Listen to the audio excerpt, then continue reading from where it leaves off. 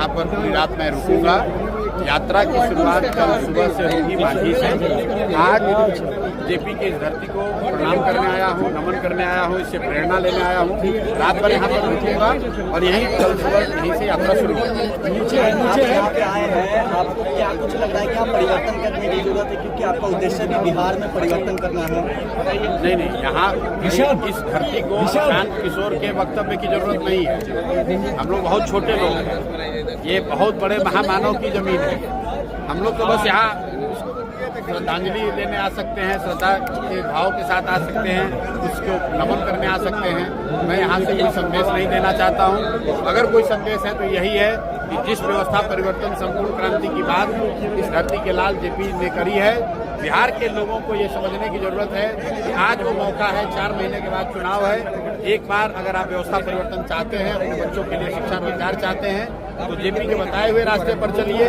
जाति धर्म नाली गली मंदिर मस्जिद की लड़ाई से ऊपर उठिए। अपने बच्चों के लिए पढ़ाई रोजगार की बात कीजिए, भ्रष्टाचार मुक्त सरकार की बात कीजिए और नेताओं के बच्चों को नेता मत बनाइए। समाज का जो काबिल व्यक्ति है उसको नेता बनाइए। यही बात तो जेपी ने सिखाया, यही बात उन्होंने बताई। उस जो बात जेपी ने बताया है उस पर अमल करने की जरूरत है। इसीलिए इस मिट्टी से कल से यहाँ से शुरुआत करेंगे। जन्मभूमि को आपने चुना है, आखिर इसके पीछे क्या मकसद है? 120 दिनों तक पूरे बिहार का भ्रमण करेंगे 250 जिला। भाई मकसद बस इतना ही है। आज से करीब 50 साल पहले इसी धरती के लाल जेपी ने संपूर्ण क्रांति का नारा दिया। उन्होंने व्यवस्था परिवर्तन की बात की। आज देश के कई हिस्सों में उसका लाभ भी लोगों को मिला, सत्ता भी बदली, व्यवस्था भी बदली, लेकिन बिहार जहां था वहीं रह गया। 75-77 में भी देश का सबसे गरीब और पिछड़ा राज्य बिहार था और आज भी देश का सबसे गरीब और पिछड़ा राज्य बिहार ही है। तो बिहार के लोगों को, समाज को यहाँ ये चिंतन मनन करने की जरूरत है। साथ ही ये संकल्प लेने की जरूरत है कि जो रास्ते जेपी ने बताए, कहीं न कहीं समाज और राजनीति दोनों से भटक गया है।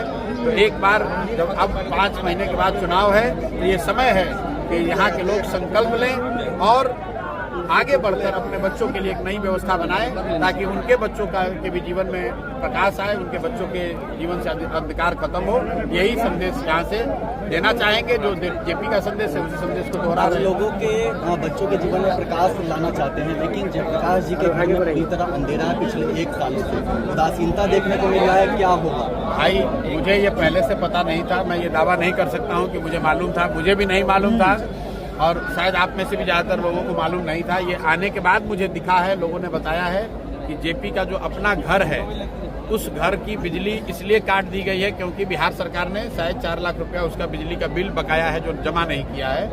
तो कहीं ना कहीं जब आप शुद्ध नीयत से कोई काम करते हैं तो भगवान भी आपकी मदद करता है। तो ये ऊपर वाला हम लोग की एक तरह से मदद कर रहा है, क्योंकि जेपी का घर ये दिखा रहा है पूरे बिहार के लोगों को कि देखो तुम्हारी सरकार कितनी असंवेदनशील है कि जिस जेपी का नाम लेकर वो सत्ता में बैठे हुए हैं, अपने घरों में लाइट और एसी चला रहे हैं, उसी जेपी के घर का बिजली कटा हुआ है। ये सरकार का चरित्र को दिखाता है और कहीं ना कहीं आपको और हमको, हर बिहार के वासी को झकझोरने का भी काम करेगा कि ये इतनी असंवेदनशील सरकार है कि जेपी के घर में अंधेरा है फिर भी उन्हें पता भी नहीं है, उसके लिए उन्होंने कुछ किया भी नहीं। परिवर्तन के साथ यहाँ भी परिवर्तन होगा लगता है। भाई हम लोग बदलाव की बात कर रहे हैं और मैं ऐसा समझता हूँ कि बिहार में एक बहुत बड़ा जनमानस बदलाव चाहता है। बदलाव होगा कि नहीं होगा ये तो जनता के हाथ में है, जनता मालिक है। हम लोग का काम है कि जनता को जाकर बताएं, समझाएं, हाथ जोड़ें। अगर जनता जगती है, समझती है, नई व्यवस्था बनाती है तो उनके और उनके बच्चों की जिंदगी में बेहतरी होगी। अगर वो नहीं करेंगे तो आने वाले कम से कम 5 साल भी बिहार इसी गरीबी और बदहाली भ्रष्टाचार के चक्र में पड़ा रहेगा।